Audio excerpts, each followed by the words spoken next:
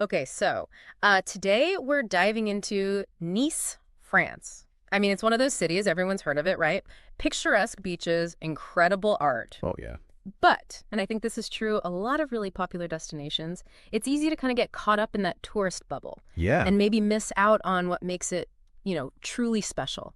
So today we're going deep, going beyond those, what do they call them? Instagrammable moments Mhm. to uncover those hidden gems, those little nuances that really give you a feel for the real nice, the heart and soul of the city. That's what we're going for, a deep dive into the history, the culture, the stuff most tourists totally miss. Love it.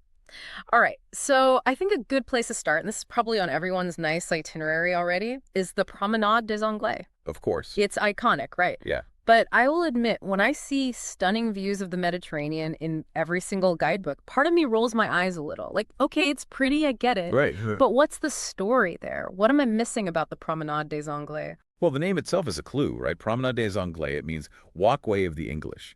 And that actually goes back to the 1800s when wealthy English tourists started spending their winters in Nice. Oh, interesting. Yeah, and get this, they actually funded the construction of the promenade. So it was this like symbol of their influence, a place to see and be seen. Wow. Okay, that totally changes how I see it. It's not just a pretty walkway anymore. It's like a whole statement. Exactly. So I gotta ask, if we're gonna experience the Promenade des Anglais like a local, not a tourist, what's the move? Timing is everything.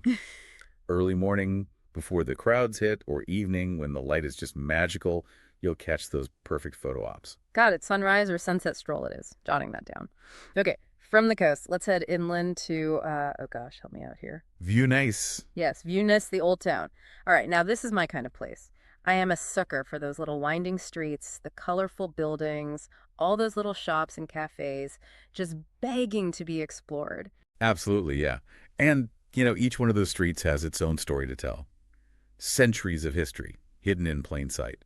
See, that's what I look. You can just feel the history in a place like that. And you can taste it, too. When you're in Viennese, you absolutely have to try the local cuisine. Have you ever had sake?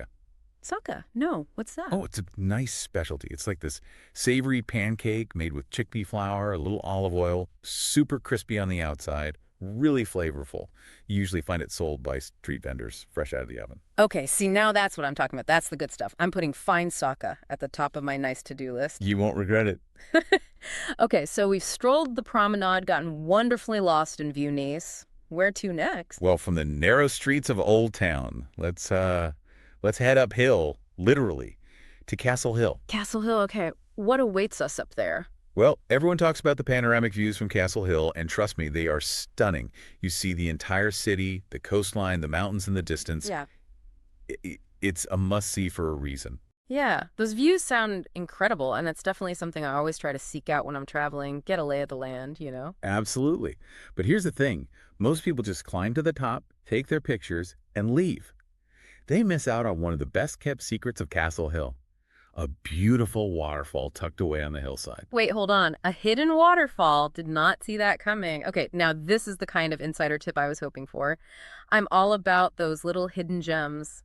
How do you even find this waterfall? It's like a little slice of paradise, really peaceful.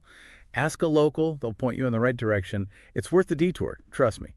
Plus, on a hot day, it's the perfect place to cool down after that climb. Perfect. Okay, so we've covered the must-see views, the hidden gem. I feel like we're getting the full Castle Hill experience here. Where to next?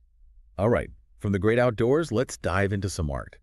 Specifically, the Marc Chagall National Museum. Okay, so full disclosure, I am always down to visit a museum, but I know they can be a lot. Sometimes you walk in and it's just overwhelming. So for those of us who might not be art historians, what makes the Marc Chagall Museum special? What should we be looking for? You definitely don't need to be an expert to appreciate Chagall. What I find really fascinating about his work is his use of color. It's so vibrant and alive, and he has these recurring motifs, like lovers and bouquets of flowers, that give you this glimpse into his life, his beliefs. Oh, that's cool. So it's like by paying attention to those details, you can kind of decode the deeper meaning behind the art. Exactly. Don't just look at the paintings. Feel them. Let those colors and images wash over you. That's a great way to put it. I love that. All right, so we've explored the hidden depths of Chagall. One last stop on our nice adventure. All right, time for other scents to be delighted. Let's head to the Cours Saleya Market.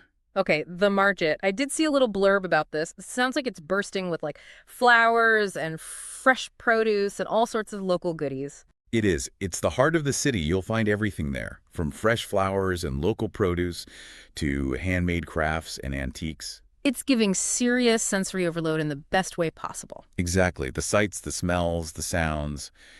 It's an experience. And hey, while you're there, if you're still up for trying new things, Oh, I'm always up for trying new things. What you got? another vote for Saka. Trust me, the atmosphere at the Cours Saleya Market just makes it taste even better. You've convinced me. Two No. votes for Saka. That's going on the list for sure. All right, so let's recap our nice deep dive. We started with the Promenade des Anglais, not just a pretty walk, but a fascinating glimpse into the city's history.